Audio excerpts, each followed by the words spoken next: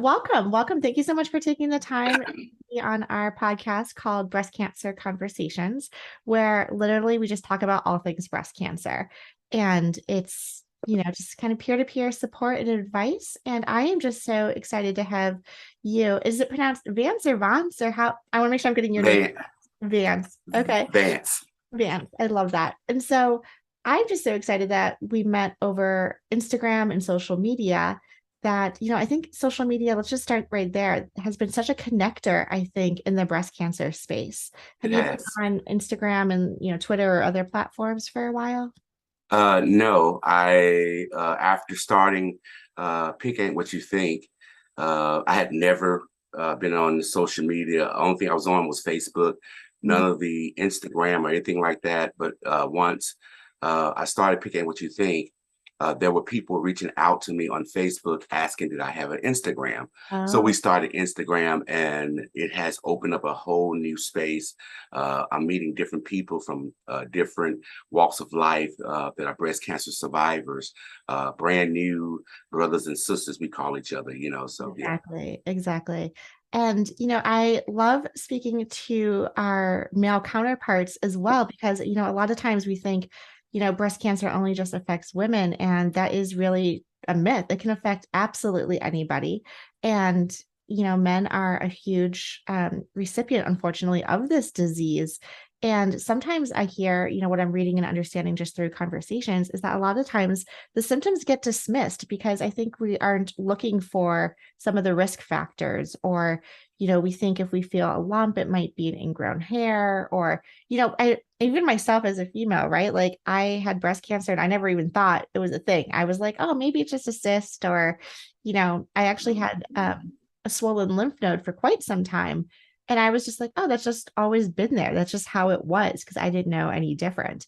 So I would love to hear a little bit about your story. If you can walk us back to your personal diagnosis with breast cancer. Before I get into that, I want to kind of hit on what you just said. It's more of a man's mantra. Mm, If it's a man or versus a woman, if I would take a bet, a serious bet, mhm. and bet on the man or the woman going to see the doctor first, I would bet on the woman going Okay. to see the doctor first. Because what happens is we as men, we see stuff, we feel stuff, we see knots, we see things that happen to our body. But if it's not hurting us, if Mm, it's not an issue, right. I'm not going to bother. We have a mantra: if it's not bothering me, I'm not going to bother it. But if you, but if you saw a bump or not, Mhm, more than likely 90% of the time, most women will go and get that check, mhm. although it's not hurting or anything else.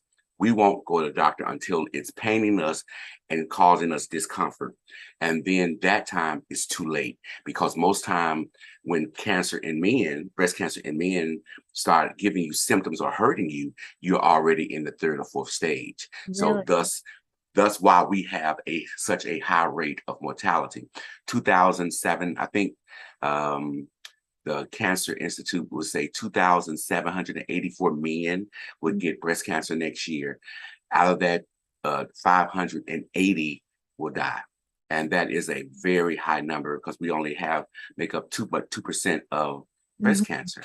And a lot of men die because lack of knowledge. And that's why I started Pink Ain't What You Think, to let men know that you too can have breast cancer.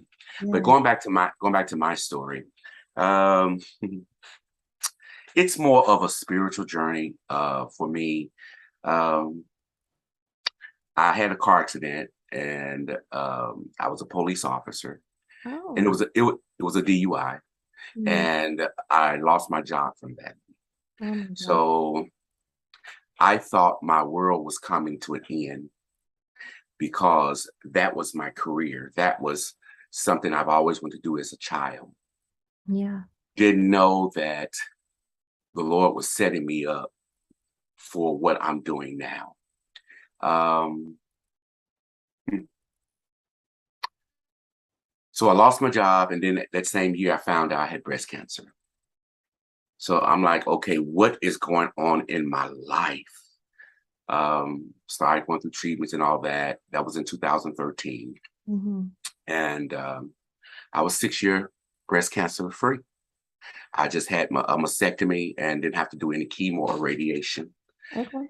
So I was at a family reunion in Atlanta, and I went to bed that Friday night or that Saturday night, and at 9 o'clock, like 10 o'clock, and I woke up the next morning at 9 to start the day's events, and I felt like I had not been to sleep. I couldn't even didn't have the energy to throw my leg out the bed and get out the bed. And I told my cousin that was in the room, I said, I think my cancer's back. I said, I feel like I felt when I had cancer. And she said, don't say that. Don't say that. I said, but I'm just being honest. I'm letting you know this is how I feel. And I did not wait. As soon as I got back to Memphis that Monday, I scheduled an appointment. The next week, they brought me in because, like I said, I guess they consider me high risk. So they went in and brought me in and did a biopsy. And sure enough, it was back again. And I was in stage 3. Wow. So they immediately scheduled me for a mastectomy, and I had the second mastectomy.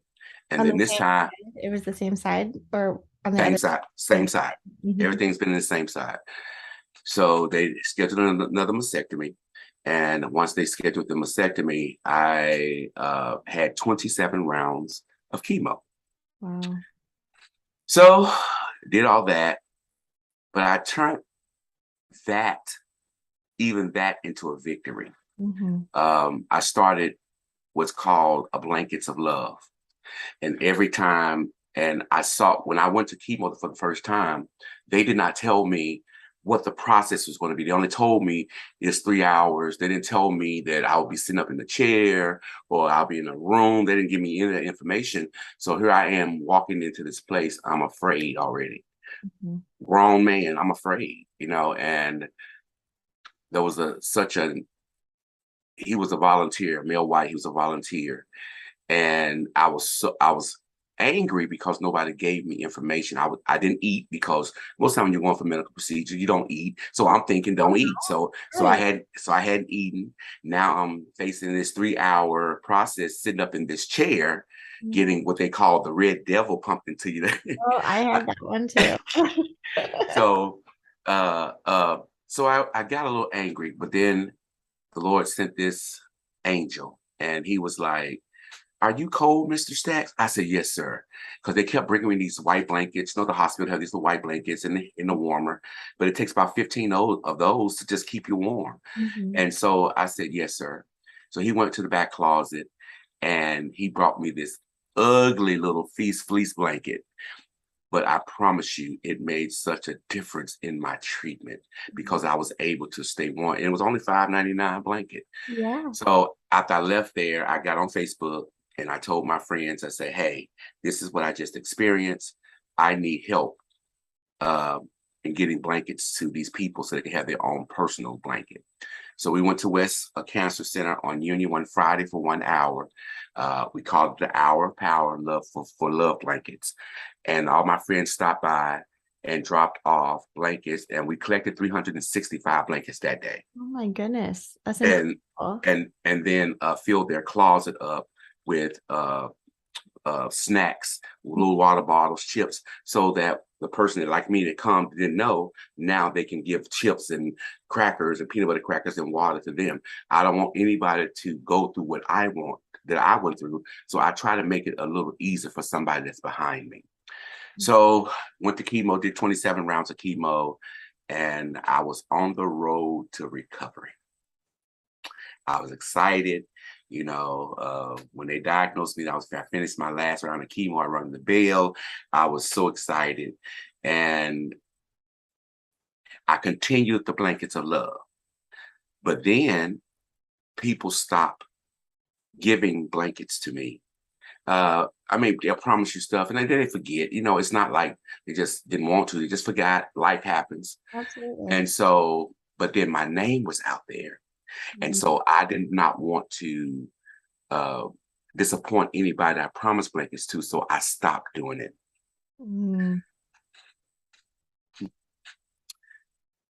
6 months later, I went for my checkup and I was so excited.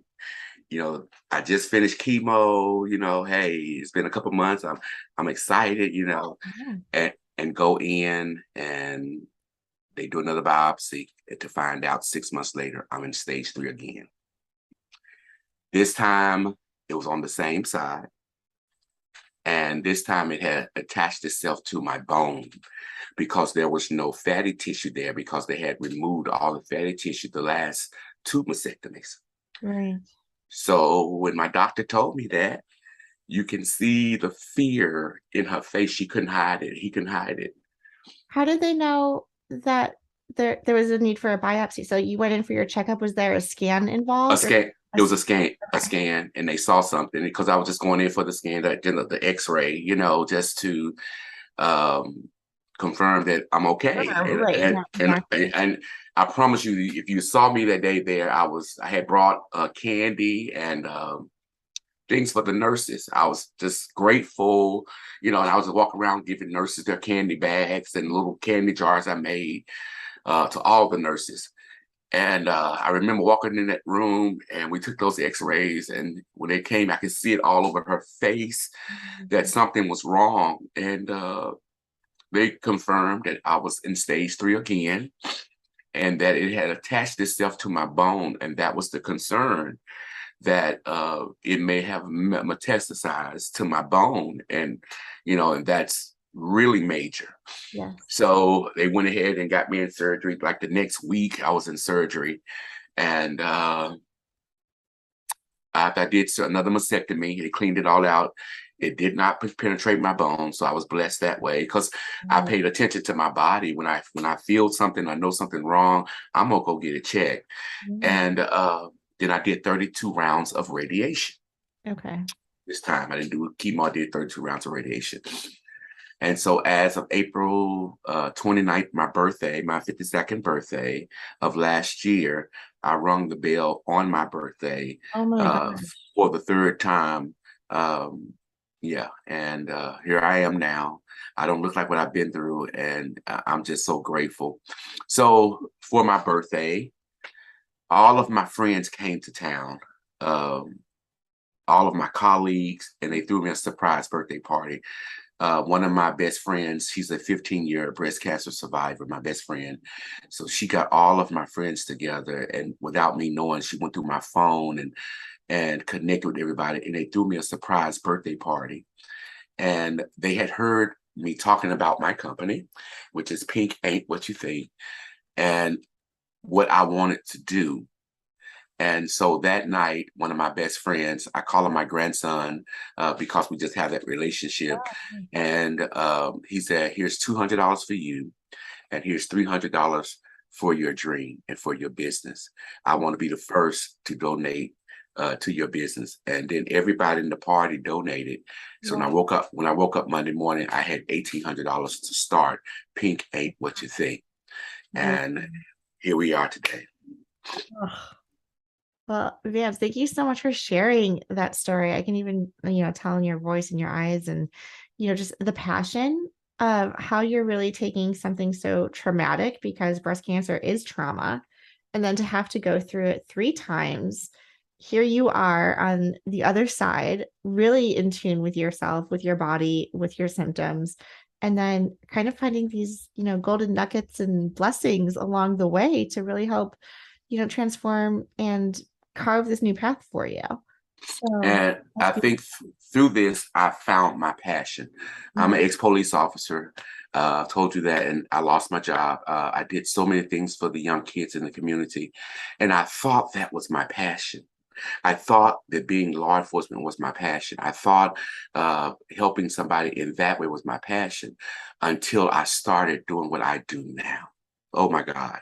And what we do now, we focus on, while I was going through chemo, I met I don't know her exact age. I know she's above 80.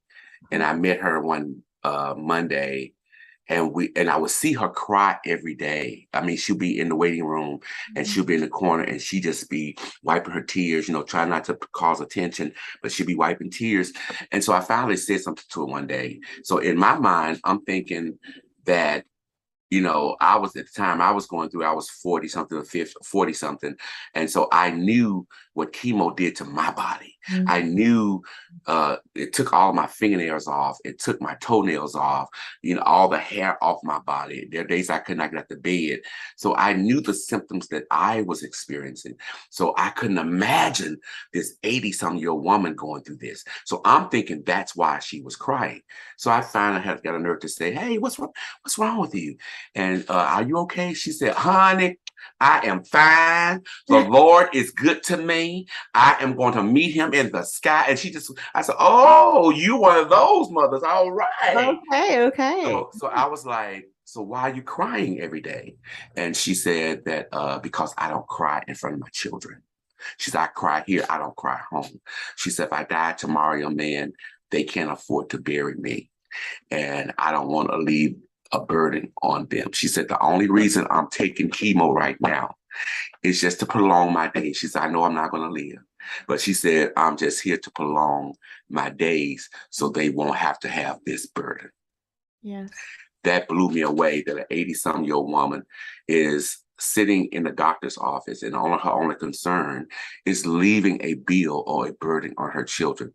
I said, Lord, is there something that you want me to deal with? And thus started Pink Ain't What You Think. And we started what you call, we give cremations. We offer free cremations to family members of loved ones that die of cancer that don't have insurance. So and that's one of the things that we do. And our second thing is we give ultimate wishes to dying cancer patients that die from cancer, and whatever their ultimate wish is before they die, we want to make sure that happen. And let me tell you about one. If you go on my page, you'll see one. Her name is Jasmine Smith. During the Christmas time, this Christmas will be our second annual. Last year was our first, so this will be our second annual Christmas Toys of Love with Santa at the Memphis Pink Palace Museum. And so what we do is we bring children of cancer patients that are actively going through chemo and radiation, and we bring them in for luncheon with Santa and let them go in the toy room and get all the toys they want for Christmas, because we know that their mother and father has not been working, and we want that child to have a great Christmas, because they understand mother's sick, but you can't tell them Santa Claus didn't come. And Right. so during that time last year, we had a family of 4 that we were taking care of. We got a call from the doctor saying that she has only 30 days to live, and they had placed her on hospice. So we asked her to ask her, what does she want to do as an ultimate wish? And it's going to blow your mind, because she could have went to Las Vegas. She could have took her kids to Walt Disney World. Whatever she wanted, we were going to try to make happen. But she had a very simple request. She said, we have casinos here in Mississippi, one state over. And she said, I just want to go down to the casino one last time to have crab legs with my children. And so I thought about that. I was like, okay, that's something simple. I mean, but then when she explained it to me, she said every Friday when I was well, I Mhm. would take them every Friday for a reward for doing good in school and for keeping the house clean. She said, I would take them to the casino to eat crab legs. And I want to do that one more time with them. And we made it happen. The Memphis Police Department sent motorcycles to her home. The casino sent a limo. The Mississippi Sheriff Department, they sent 15 squad cars, and they escorted her through the city of Memphis all the way to Tunica, uh, uh, like she was the president and her children. And it was amazing. But you'll find it on my page. And she was so happy that day. Oh my God, she was so happy. And to see all the cars, and her children were looking out the window and seeing all the squad cars and the police escorting them. When they got to the hotel, the staff was there cheering them on, welcoming them. After that, after that experience, she went back to chemo and she fought, and she lived 5 more months. Wow. She just passed the week before Memorial Day. Okay. It's amazing. I mean, so many things to touch upon. I mean, such a powerful story. I'm getting teary-eyed here too. I'm sure our listeners will be. But, I think gosh, I don't even know where to begin and react to all of this, right? But part of me is like, you give joy and love to somebody, and the body knows how to heal, right? It Mm. might not be like, okay, I'm cancer free and I'm going to like, run a marathon, but to extend from 30 days to 5 months is, you gave her some joy, a joy to be, a reason to live, something to go forward on. And so that's a miracle. That's just so incredible. We just had our 1 year anniversary. And I'm going to tell you how true what you just said is so true. She was so grateful for that. Mhm. She was on the last week of her life. She was on hospice, bedridden. Yeah. We had our anniversary. Her mother knew that she couldn't come because she was bedridden. She said, we wanted to present Horseshoe Casino won Business of the Year for helping us to give her her wish. So the VP of Horseshoe was there at our ceremony, and her mother was going to come and surprise him and give him the award for Business of the Year. So I called her name. She wasn't there. So I told my board, I said, let's just go ahead and go because she may be with Jasmine and Jasmine may not be having a good time. So she may didn't show up. So we went ahead and went while I was up talking, giving my remarks and thanks. Her mother rolled Jasmine in a wheelchair. Wow.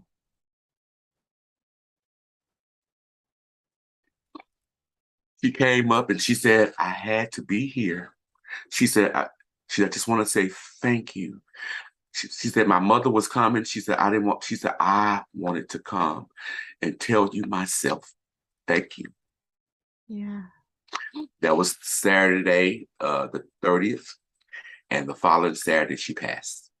Wow. The will to live, the will to, you know, leave a legacy, have a memory. I mean, you're doing it all. I'm, I found my passion. I found what I love doing. yeah. And it's helping people and making their last days their best days. Mhm. Uh, Leaving a legacy of memory with their children, her children, 11-year-old, 9-year-old, 8-year-old, and maybe the 2-year-old will remember this, but they will remember this forever. Sure, for sure. So, so is this for all cancers or just breast cancer? All cancer, Cancer. all Okay. cancer. We don't care if you a pass of cancer. We don't care if it's whatever. If you don't have the money to bury yourself, because I've seen people lose their mother, lose their father, lose their brother, lose their sister, and they can't grieve because they don't have the money to bury them. Their body will sit the funeral home weeks on weeks, and then once they get it paid off, the grief of calling auntie asks for $100, the grief of calling Oh my God, completely. John asks for $50, putting up buckets at the local grocery store that's hard. And then you get all the money collected except $500, and the funeral home won't go ahead and have the funeral because they need their $500. I mean, these are things that people really go through, and I don't want anybody to have to go through that, especially when you lost a mom or dad. You should be able to call our company and say, "Hey, I just lost my mom. We'll find out that was from cancer, and we'll pay. We have a stipend that most funeral homes here in Memphis have partnered with me, and they'll only charge a certain amount and they'll write off everything else. And so I've partnered with several funeral homes like that. And Jasmine was in that predicament, and we paid for her service. We took care of her kids for Christmas, and we gave her her ultimate wish. So, yeah. Oh, so just all through your organization, you're doing some fundraising, developing those partnerships, being able to create those relationships and offer this. And it sounds like it's local right now in the Memphis area. Yes, it is, but we plan to go national. Matter of fact, I got a call yesterday from Jonesboro, I think it was Arkansas, about a young lady that they're possibly about to put on hospice, and she may want to have a wish. I said, just give me a call back once Yeah. you find out. So we don't mind going wherever, but we do need funds. Like I said, we've only been in business for about a year, Okay. and we're trying to build our funds because we want to do so much more. I talked to a funeral home here recently. We didn't have the money to take care of the family. Our budget is still low, but he had a body that's been in remains of a loved one that's been there over 5 weeks, over a month. Wow. You know, and I was like, I wish I could do it, but we can't. And that's hard on the family. That is extremely hard on loved ones. Even if you Absolutely. work, even if you work through some of that stuff for 5 months, and then all of a sudden you get the funeral paid for, now you got to re-experience it all over again. Yeah. So You hit the nail on the head. So we're gonna work together. I'm super excited about what you're doing. And this is one of the things that I love to do. So, I hear you running the nonprofit and the funds and the fundraising, even that piece, it's like that takes me away from what I'm actually like called to do, but it's part of the business and all that yes, stuff. yes, yes, Um, yes. but upcoming, in 2 weeks, I want to say not this Saturday, but next Saturday, the 27th, we're actually doing a webinar workshop. It's like a 2-hour workshop on legacy. So Okay. specifically serving, as we talk about, providing education to men to help them understand the symptoms, how can we help the metastatic community also? And there are so many, you know, genres, I should say, or on the continuum of a metastatic diagnosis that, one, someone might not want to talk about it. They might not want to talk about end of life planning. They might not want to talk about creating their will or their legacy or the financial planning or the, medical planning for your last wishes, for how you want to go. Right. Or you have someone who, one of my board members, she's an attorney and she's like, I have everything and everyone knows exactly what their plans are going to be. And it's fine. So we have, the gamut, but we're going to do this 2-hour workshop. We're actually sending goodie bags to the participants because it will be virtual on Zoom, but we're going to mail out some goodie bags and just do, writing birthday cards to your kids for a loved one to give to them in the future, writing graduation cards, wedding cards, congratulation cards, I'm thinking of you cards. Just like, That's absolutely beautiful. Yes. yeah. And so just, allowing people to, you know, just leave something so that, it's so hard, not just for the person who's going through it, but for their families as you experience, with Jasmine and being able to have dinner, one last time with the kids. I think it's part of the grieving process. I think it's part of the healing as well, the acceptance of what's happening in the reality of a terminal diagnosis. And if I can say this, Jasmine was a wonderful person. She was a loving mother.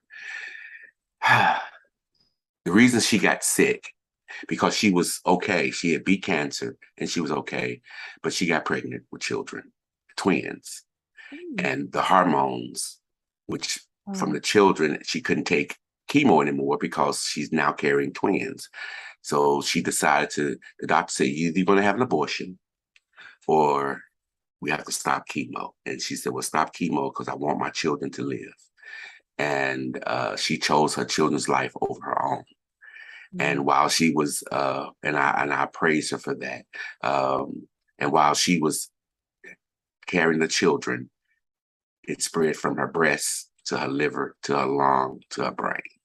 And so after she had a baby, there was no turnaround. So oh, but she was strong enough and healthy enough to deliver two babies. oh, she was well, one passed during delivery and Okay. one lived. But she was a very strong independent woman, and I love her for that. And that's why we work so hard for her to see how hard she worked for her family, how Mhm. hard she worked on loving her family, and I want to do something special for her, Yeah. because she always gave of herself to her family. So, Mhm.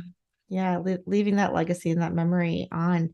And it's interesting too. One of the things that I love because as owning your own nonprofits, like we're the red tape. Like, we get to make the decisions and do what we want to do. And what I love about this conversation too is we're hitting on all of the, I would say, taboo topics, right? Like no one wants to talk about death. No one wants to talk about mm, life. And just recently, and I'm going to work on a blog article for our publication, but more and more women are getting diagnosed with breast cancer while pregnant. and Mhm. we're seeing that progression as you just described The because of hormones. hormones. And I think that's also another underserved population. I think that, one, we're not talking about it. And then two, I think there's more people that are experiencing it that we don't know about because we're not talking about it. Right, right. And there are no numbers being kept. Right. I know. Yeah. So that's what I do, and I'm still here. I'm grateful. Uh, my process was made. Did you see my commercial? I did. Oh my God, your video. Yes, Yes. it's up on our website. I will link to it on the podcast as well so people listening could watch it. It is phenomenal. And I'm going to add your page to your nonprofit also because Please we're do. putting together a handout for this legacy workshop that we're doing. Okay, So okay. I think that would be fantastic. Also, but from that, because I'm on billboards all across Memphis. I'm on all of the hospital elevator doors in the lobbies of all the hospitals in Memphis. And You're on social media. You're like famous. what happened was, like I said, once I said yes, God, I'll do it. Yeah. The day of my last treatment, God worked this thing out. It's crazy because I supposed to have finished my treatment. The last day was a week prior to my birthday. But Okay. what happened was after 32 rounds of radiation, the machine never broke. But on my last treatment, the machine broke. So I had one treatment left. So it took almost 7 days to get fixed. And that was crazy to me, right? So like I said, we never had that issue. But then she called me the day before my birthday and said, "Hey, Mr. Stacks, the machine is up. You want to do that one more treatment?" I said, "Tomorrow's my birthday." I said, "I don't want to do that on my birthday." And then I thought, that'd be a good birthday gift. So Yeah. I said, "Yeah, I'll come in." Oh, So, but on the actual day that I supposed to have did it the week prior, the plan was to do my last treatment and walk outside the hospital and do a balloon release for all of the patients that I met going through chemo oh, that didn't make it. I wanted to honor them and have their family members to come up and release balloons. So I had put it out on Facebook a week prior what I was doing. So the day that I didn't, the day I supposed to had the chemo and didn't, I still had the balloon release. Because I told people to meet me at 12, and I said, I don't want to, because some people took off to be there yes, of course. and to honor their loved ones. I said, so we're going to still do it.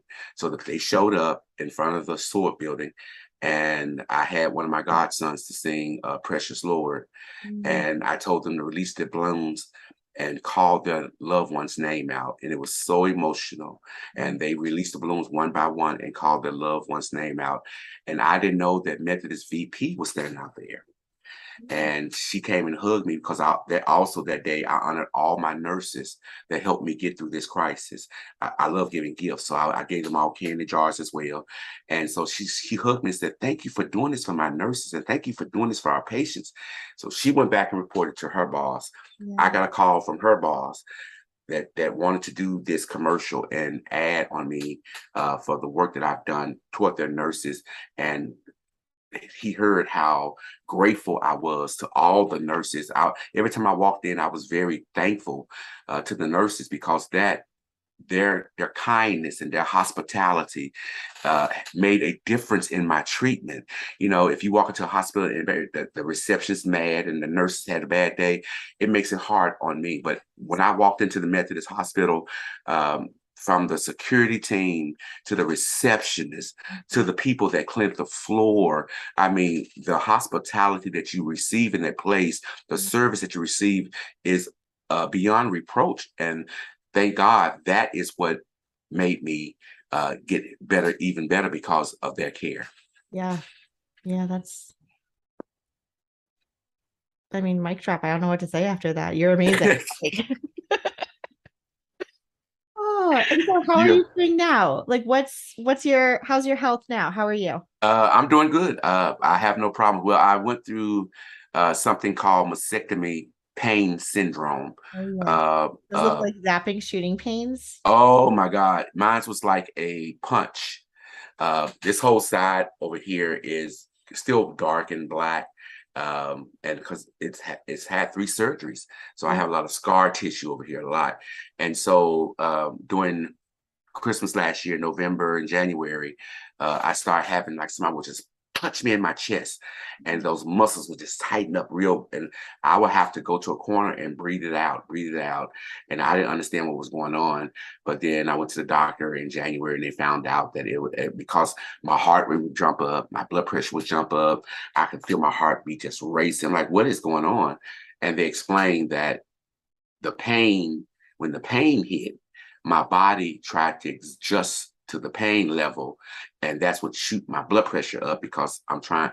And mm, so they had to give me blood pressure medicine and to slow my heart rate down, and pain medicine to decrease my pain, and so that it all could equal out together. It was a trying time, but I'm better now. oh, I so mean, it was horrible.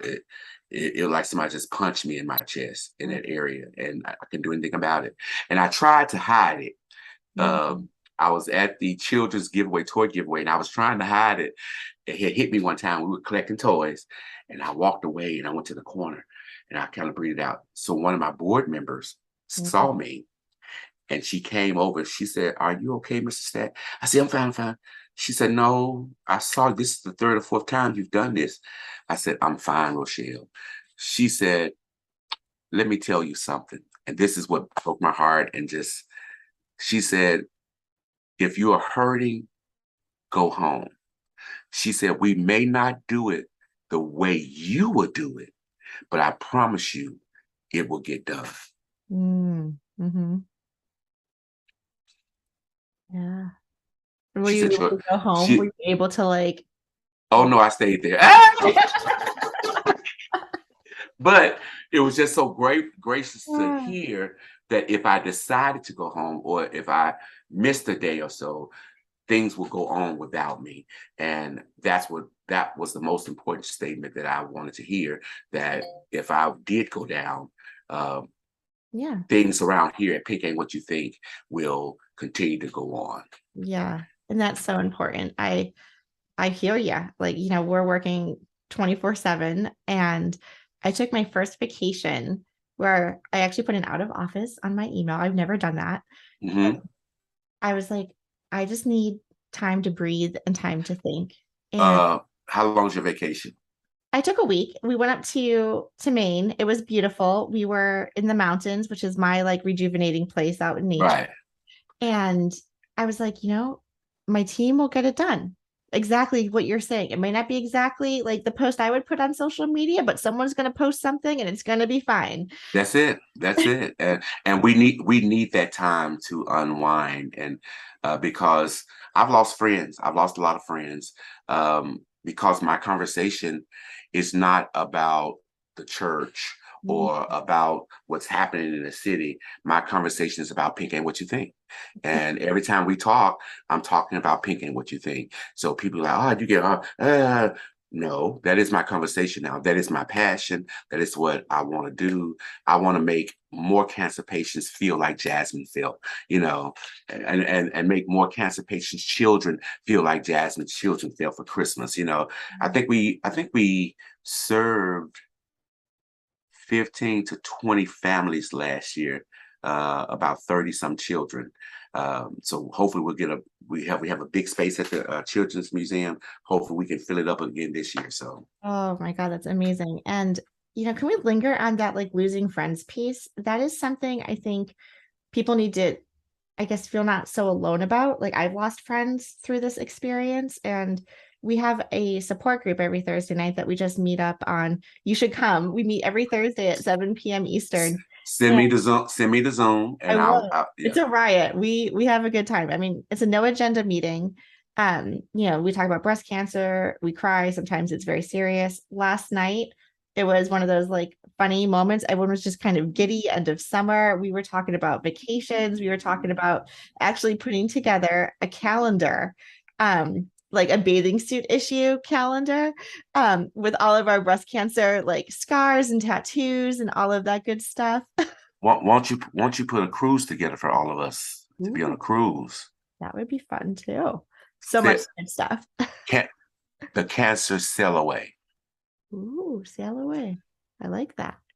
Cancer, sail Yeah. away. Okay, we're on to something here. I like this. I like this. The ideas are going. But the friend piece, tell me about that because I agree. A lot of times, you're hanging out with your friends and they're talking about their job and their work. And this is now our job and our work. So we're just talking about cancer all of the time. All And the I think time. it's incredibly hard, especially, in our line of work when you're dealing with end of life and end of life planning and people's last wishes that I go to bed and it's been a heavy mental day for us because we're answering emails or maybe we can't give as much as we want to give, right? And just coming to peace and terms with at least I can give something. It might not be everything that I would like to be able to do, because there's always going to be more work. But I have a board member that helped me with that. I'm gonna give you what she gave me. I'm okay. gonna give you what she gave me. She said, you may not be able to help every person. She said, but if you can say if you were a female breast cancer counselor, and that's what she needed. So I hooked you and her up together. She said, you've done your part now because you've helped her. You couldn't help her, but you hooked up with somebody that could. So Mhm. you've helped her. She said, so don't feel like that you have to help everybody. There are other agencies out here that can help you help them. And once you connect them to that dot, you've helped them. I was like, wow, okay. Oh, okay. Thank God for our boards. Oh my My God, God, just I know. They keep us level-headed, right? Because otherwise, yeah, yeah. And then on the friendship piece, some people get jealous. It's not that I'm seeking attention or anything, but they feel that way. Or when you start having a conversation about somebody's dying or something like that, or you're such a drab, we're trying to have such a good time. I'm Mhm. having a great time. I'm speaking about this young lady that we're about to help and bless her children. So I'm having a great time. It Yeah. may be drab on you, but that excites me. You know what I'm saying? So, and most friends don't understand. If they're truly your friend, they will understand. But there are friends that don't understand. I know you have friends that it's all about me. Me. If it's not about me, I don't Don't want we to hear all? about it. We have one of those friends, Yeah. and that one of my friend, I had to let him go because no, this is about helping somebody else. And if you don't see that my heart is here, you're not my friend. Mm-hmm. And, I think we hear all the time too, our new best friends in the breast cancer community, right? Just these are people who have a common experience facing death with a diagnosis. Um, and how scary and traumatic that is. I've my new best friends, they're my breast cancer brothers and sisters. So And isn't it wonderful when you meet a new brother and sister? You walk out and they see your shirt on that you're a breast cancer survivor. So I am too. It's oh so it's so exciting and to embrace them. And see now my commercials up here in Memphis, running in Memphis, so I can go in the grocery store and I can have my mask on, and that's all they could my see, and I can see them staring and staring and staring. I go on another aisle and they be staring. I said the commercial. Yeah, God. Oh, that's awesome. That's awesome. yeah. Oh, well, you are doing such amazing work. I am so excited. I love how you have this, prototype in your city and how you're going to be scaling this. We definitely want to support and put you on our website and let our Thank you very much. members know about this great work. And yeah, a lot of connections as well. So I hope our paths continue to cross and In any link you want me to talk on or speak on, just send it to me, and I'm willing to do so. Because most men are not willing to speak totally. and say they have had breast cancer. Most of the men that I speak with have had it. Oh man, I had chest cancer. No, sir, it's breast cancer. But you can call it what you want. That's fine. Meat, tomato, don't matter. It's breast cancer. But the more that men hear me say that it's breast cancer, then Yeah. the more it can sink in that you can get breast cancer too. We are the underserved of the breast cancer community because of lack of knowledge, Mm-hmm. not because of lack of medication and things that we need health wise. But for men, it's just lack of knowledge. Mm. Most men I meet, they be like, breast cancer. You had breast cancer? Yes, Right. sir, I had breast cancer. Men get breast cancer? Yes, sir, men. Yes, sir, men can get breast cancer. Totally. And Oh, then when they walk away, they're doing this. oh, I know, right? Like, is anyone watching? So I will take you up on that. So we are, in the process of, building out so many, I would say, like niche aspects of our website and our content. So metastatic breast cancer is a big piece. Inflammatory breast cancer is another subtype of breast cancer that doesn't get a lot of attention Right. and is always diagnosed at stage 3 because of how aggressive it is and when it's detected. And so male breast cancer, men with breast cancer, is another pocket that we are looking to invest in. And I don't know if you've been catching it on our newsletter. About once a month, a gentleman, I think his name is Rod Ritchie out of Australia, I want to say. Oh my God, I'm going to have to Mm. I get it wrong. But he writes a blog for us once a month that we push out in our newsletter. And since we started carrying his piece, we now have your story. There's 2 other gentlemen who have shared their story. And so I really see that there's this, kind of grassroots snowball It's a momentum it's a coming. need. And so, yes, I would love to get you and him and maybe 1 or 2 other people on the call to hear your stories and maybe even pair it with an oncologist to hear, how do the medical professionals address, a patient with regards to just different gender needs and types. And how do you talk about menopause and the hormones and the hot flashes and like all of these things that, might be kind of, not commonplace. So, absolutely. Because the hot flashes I have from my tamoxifen, Hmm. oh my God. Oh, I do Christmas trees for some clients here in Memphis. And one of my closest friend, mother died of cancer, so she wanted a breast cancer tree. And so with this pink tree with all kind of breast cancer stuff on it. But I was putting her tree up, and it's like somebody threw a bucket of water on me. That was the first time I started having it. I'm like, what is this? She said, are you all right? Are you sick? So she cut the air on blast. I said, not, I'm not hot. And I'm just sweating. My shirt is sweating. I went to the doctor. He said, tamoxifen give you hot flashes. I said, what you told? Oh my God. I've never experienced that. I feel for you women. Oh my It is God. the worst. Oh my God, you're like hot, like dying and hot one day, then freezing like the next From second. from the inside out.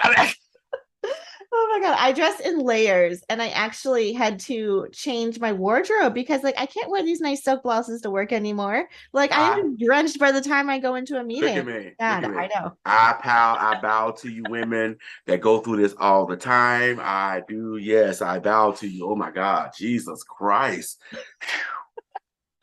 I love it. Walking in someone else's shoes, right? Yes. Somebody has high heel shoes. Jesus. Oh my God. Awesome. Well, Vance, this has been incredible. We will definitely share your organization, your link, your commercial with our members.